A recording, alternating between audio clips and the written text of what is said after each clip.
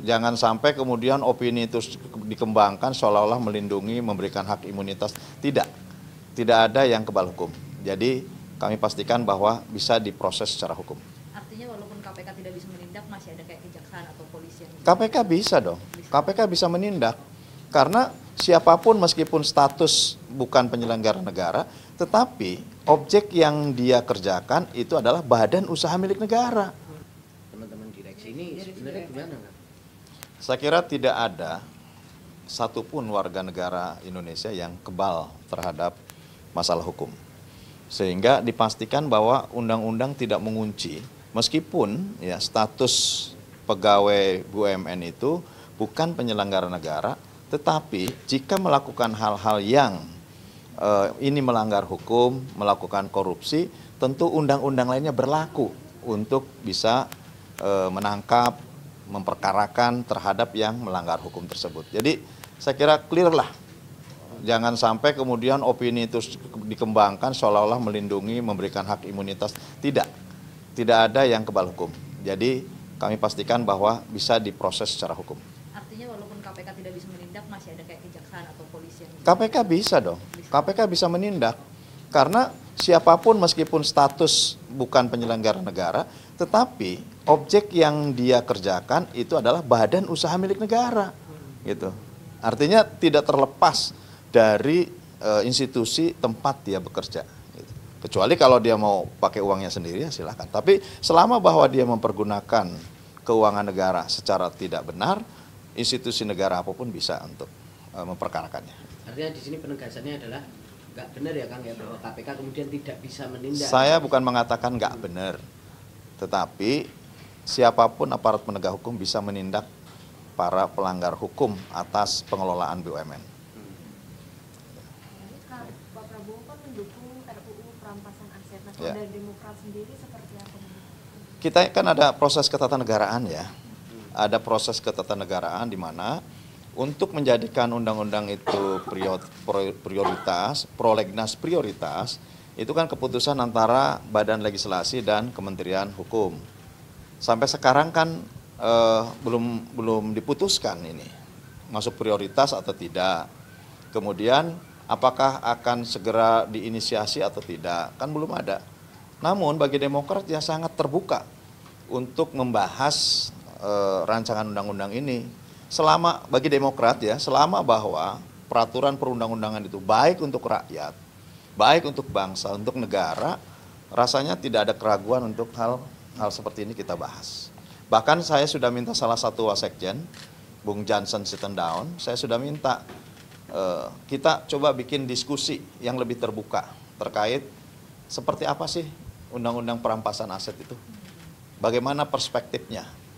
Ini supaya apa? Supaya Demokrat bukan hanya bicara tapi juga mendiskusikan persoalan ini gitu.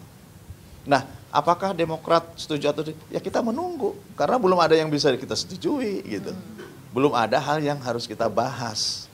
Tetapi secara substansial ya kami terbuka untuk membahas ini sehingga betul-betul kalaupun ini menjadi kesepakatan pemerintah dan DPR nantinya menjadi prolegnas prioritas dan kemudian dibahas, ya kami sudah punya bekal dan bahan untuk memperkaya undang-undang tersebut.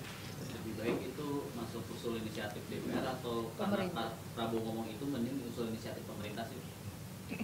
Itu tergantung kepada keputusan tadi Balik dan pemerintah. Ya nanti coba dicek saja ke Balik dan pemerintah. Nanti pada waktu rapat bersama menentukan prolegnas prioritas, apakah itu menjadi inisiatif pemerintah atau inisiatif DPR ya tergantung hasil pertemuan itu. Nah, kan tidak bisa juga Demokrat sepihak untuk menyampaikan persoalan ini. Kita menunggulah mekanisme ketatanegaraan sehingga ada kejelasan untuk apakah dibahas atau tidak. Gitu. Kang, mungkin penegasan soal tanggapan ini akan meninjau ulang direksi dan komisaris di BUMN. Kayak gimana nih tanggapannya? Meninjau? Direksi dan komisaris di BUMN. Ya evaluasi itu baik ya, bahkan kami di Komisi 6 selalu melakukan evaluasi terhadap roadmap RKP, rencana kerja perusahaan yang secara berkala kami lakukan. Karena situasi dinamis ini kan perlu adaptasi, ya, adaptasi. seperti Garuda. Garuda ini perkembangannya bagus loh sebetulnya. Artinya ya meskipun kemarin rame di grounded ada 15 pesawat, tetapi kita sudah akan menuju kepada 100 pesawat tahun 2025 ini. Gitu. Grounded itu kan biasa gitu. Kalau memang tidak layak ya di grounded untuk mendapatkan perawatan. Jangan kemudian dilihat pada sisi-sisi kemampuan, kesehatan, keuangan dan lain sebagainya, karena ini adalah perusahaan negara yang dulu pernah terlilit masalah, kemudian bangkit, dan secara manajerial tentu ketika ganti di root-nya, direktur utamanya, ada cara dan strategi yang berbeda, sehingga kemudian rame dibicarakan di luar, tetapi saya kira setelah tadi rapat saya mendengarkan langsung, bagus ke depannya, ada langkah-langkah yang sistematis, dan bahkan kerjasama dengan Boeing itu dilanjutkan kembali. Yang sebelumnya sanksi bahwa atas dasar PKPU yang kemarin terjadi, homologasi yang terjadi kemarin, itu awalnya diragukan bahwa perjanjian lama dihapus oleh, ternyata tidak. Setelah dibicarakan kembali, bahkan uang DP yang sudah pernah diserahkan kepada Boeing masih on. Ini berita baik menurut saya. Sehingga saya kira ada prospek ke depan. Nah ini yang tadi saya katakan, size-nya seperti apa sih? Gitu. Kalau size-nya kecil, direksinya terlalu besar, komisarisnya terlalu banyak, ya harus dievaluasi. Size-nya harus disesuaikan. Maka itu harus ada klasifikasi, ada kelasnya. Kelas BUMN A, B, C gitu. Sehingga ini juga penyesuaian terhadap kelengkapan direksi maupun komisaris.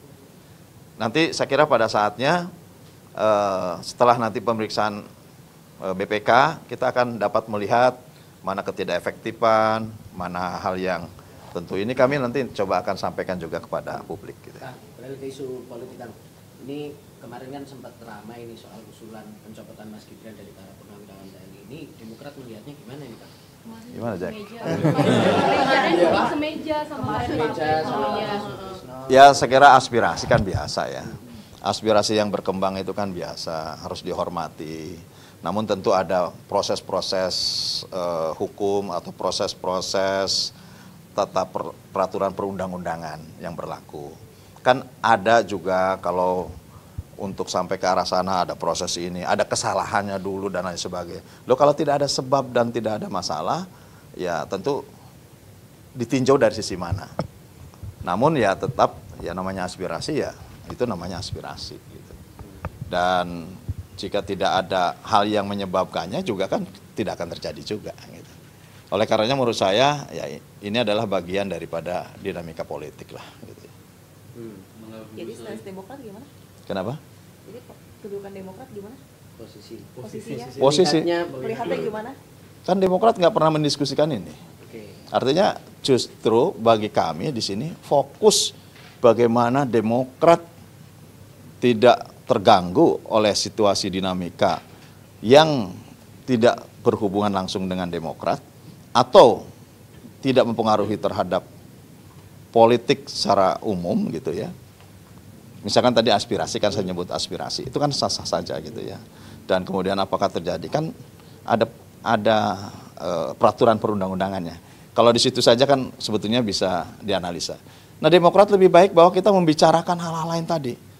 Tadi mengatakan tentang bagaimana undang-undang perampasan, kami akan bedah itu gitu. Terus kemudian tadi bagaimana menyehatkan BUMN, kami berbicara masalah itu. Bagaimana meningkatkan perekonomian nasional, itu yang kami bicarakan di sini.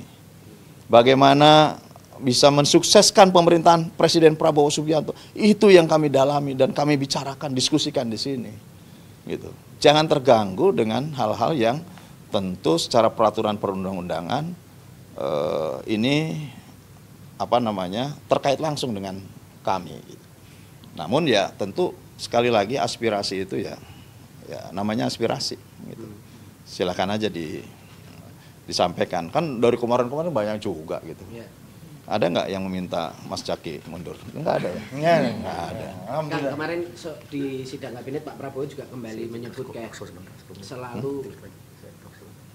selalu masih ada pihak-pihak yang mengkaitkan seolah Pak Prabowo ini bonekanya Pak Jokowi. Ini kan bukan isu hari ini aja. Nah itu gimana Demokrat? Kita bisa melihat ya, dari program-programnya Pak Prabowo yang Asta Cita, itu kan sebagian besar new initiative program-program baru, makan bergizi gratis, sekolah rakyat, kemudian melengkapi seluruh fasilitas rumah sakit, kemudian program membangun institusi koperasi di setiap desa, hilirisasi. Artinya kalau melihat dari program-program Pak Prabowo, jelas ini adalah bentuk kemandirian Pak Prabowo, bentuk kedaulatannya Pak Prabowo sebagai presiden. Gitu. Kita bisa lihat kok dari setiap pengambilan keputusan pada setiap program aja, itu sudah terlihat bahwa memang ini kemandirian dan kedaulatannya Pak Prabowo sebagai presiden. Jadi kami tidak pernah melihat bahwa ada matahari kembar dan sebagainya. Bahwa Pak Prabowo adalah sekarang Presiden Republik Indonesia, kepala negara dan kepala pemerintahan. Tidak dikendalikan oleh siapa-siapa ya berarti? Saya kira Pak Prabowo orang yang punya kemandirian dan kedaulatan. Terkait Pak Hasan Nasbi ini kan surat pengunduran dirinya tidak dikabulkan. Lalu tapi ada juga kritik bahwa tetap harus membenahi komunikasi publik bagi pemerintah. Nah, Pak Sekjen sendiri melihat ini seperti apa? Ya kan harus selalu melakukan perbaikan. Bahkan ya dengan cakupan kementerian yang begitu luas, cakupan persoalan yang begitu banyak, ya tentu harus ada banyak institusi dilibatkan. Sekarang Sesnek dilibatkan, gitu.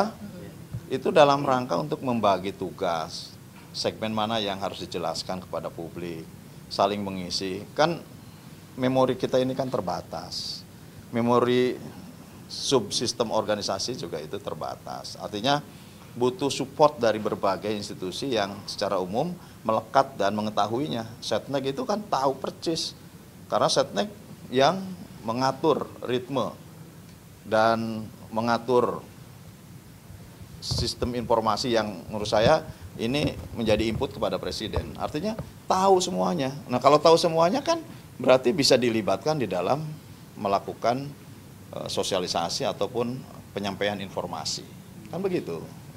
Jadi menurut saya semakin banyak yang terlibat, sepanjang terkoordinasi dengan baik dan dimanage menjadi sumber informasi yang akurat, tidak membingungkan dan tidak bertabrakan, saya kira itu akan sangat baik ke depan. Jadi ketika surat pengunduran dirinya tidak dikabulkan itu hak prerogatif presiden. Hak prerogatif presiden dan itu kan sangat sifatnya pribadi gitu ya, sehingga kita juga tidak bisa mengomentari lebih jauh gitu ya. Oke.